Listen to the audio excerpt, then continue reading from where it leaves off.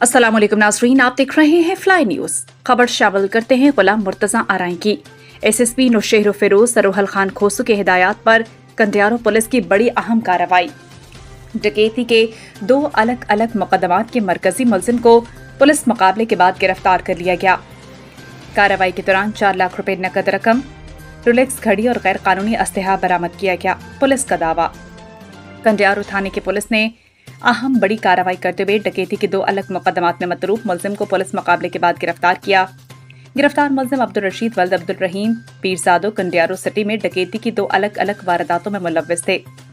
Police के मुताबिक मुलजिम मुर्खा 14 जून 2025 को राशिद कुरैशी की ज़रूरी दवाओं की शॉप और मुर्खा 29 जून 2025 को सुहेल अहमद कुरैशी की मोबाइल शॉप से होने वाली डकैती की वारदातों में मुलव्विस थे।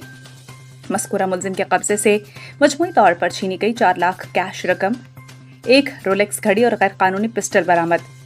बताया जा रहा है कि गिरफ्तार मुलजिम पर पहले भी मोहब्बत देरो और कंडियारो थानों पर संगीन नौयत के मुताबिक मुकदमात दर्ज हैं।